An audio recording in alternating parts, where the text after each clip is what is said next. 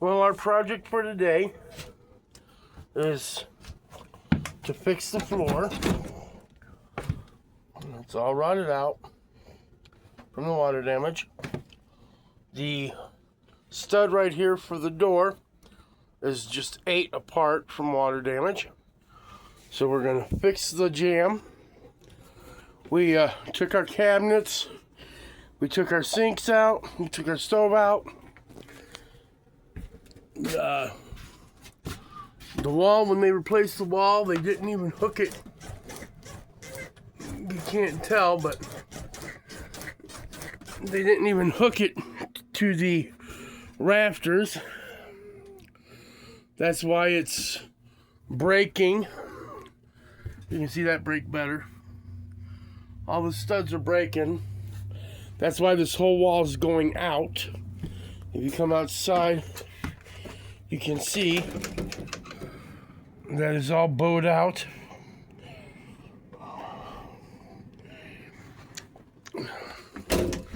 It's because they didn't hook it up right. They didn't hook the trusses when they replaced the wall, tried to fix the leak. They didn't hook the trusses to the studs. They didn't hook the studs to the floor. The floor was all rotted out. So I'm re-gutting it. Just this wall. I just cut the hole open in there to find where the stud is, and the stud's right here, which is where I wanted it to be, because there's 2 ways I can fix this.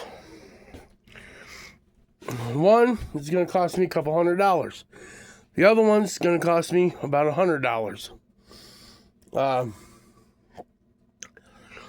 I could just gut it out, take it back to the aluminum and start all over again, and put steel on the back side of the studs and just put rivets up and down the studs on the outside where the aluminum is anchored to the walls.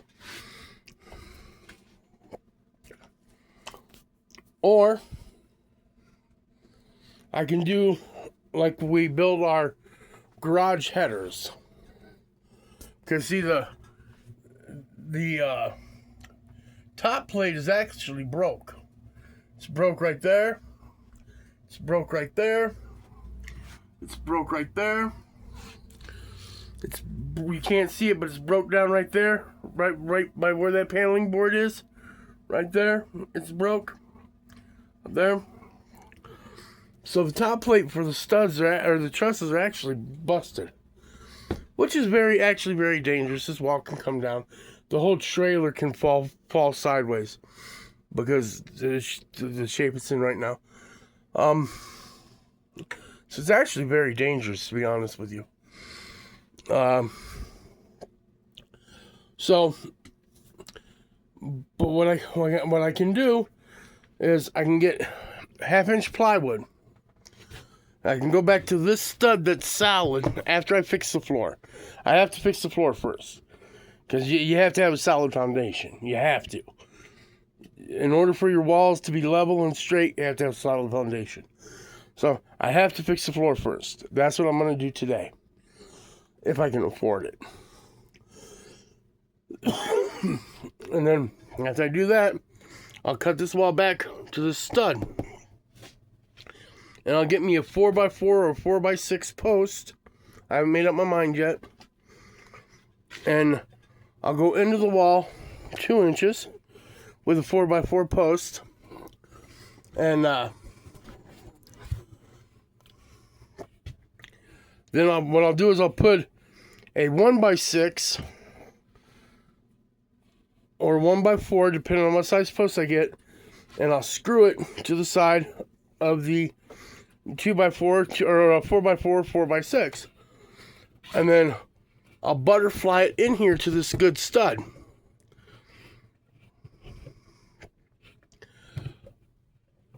I'll mount it to the floor. I'll mount it to the ceiling, because here's where the stud is at the ceiling.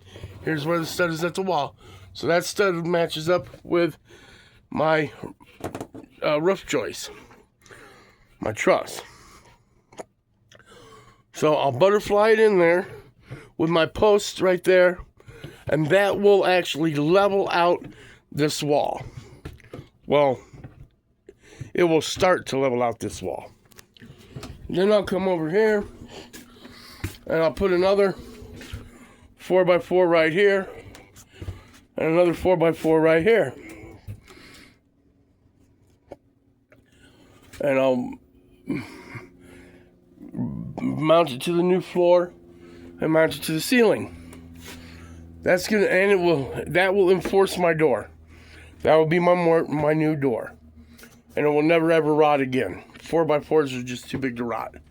So, and it will be you won't be able to kick it in or kick it out like you do a normal trailer RV, because it'll be stronger than your fucking door of your house, because it'll be latching into a 4x4. Then I'll widget the headers a little bit, which is going to give it kind of like a rustic, old-time look, because the 4x4s are going to stick out about 4 inches, about 3 inches, and then I'll smoke them and I'll shellac them.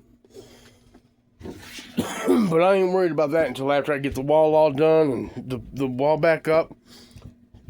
And then I'm going to do like we used to do when we built our headers.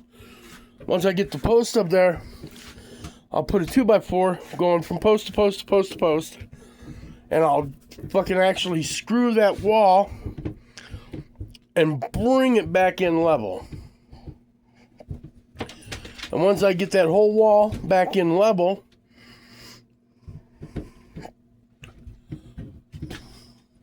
Tank, will you please? Tank, stop eating the house. We know eat the house. When I get the house level, or get this wall back level again, where it's supposed to be and where it's supposed to set, then I will get L-clips, and I'll put an L-clip on every truss. And that will, even though it's broken, that will support and lock in the wall. We're at its level peak. And then after that, I will get a piece of 1/2-inch plywood. And I'll go 8 foot from that joist where I cut it, over there, where I'm going to cut it. I'll go from there, 8 foot to here. And then I'll go on this side, and I'll go 8 foot this way. And I'll zigzag them with 1/2-inch plywood all the way down. and keep it pulled tight. I'll put glue on the trusses, and I'll put glue on the plywood, and I'll screw it. And I'll keep it held tight with the 2x4. Like I said, I'm going to go across here. I'm going to use that as my pull ram, I guess you could say. And I'll keep that hooked up for 2 or 3 days until it's all dry. The glue's all dry and it's all settled. Then I'll release it and I'll start building back my kitchen and putting my new floor in, or my new vinyl or tile or whatever I choose to use.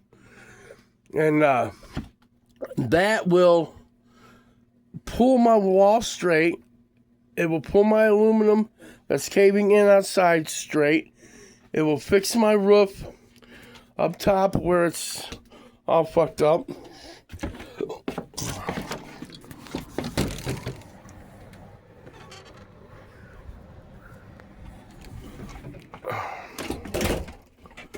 It will pull all that back straight the way it's supposed to be. It will give it a rustic look because it will be all plywood. So I can smoke it and stain it. And it will look sexy as fuck. You know, rustic. But I like rustic. So that's what we're going to do.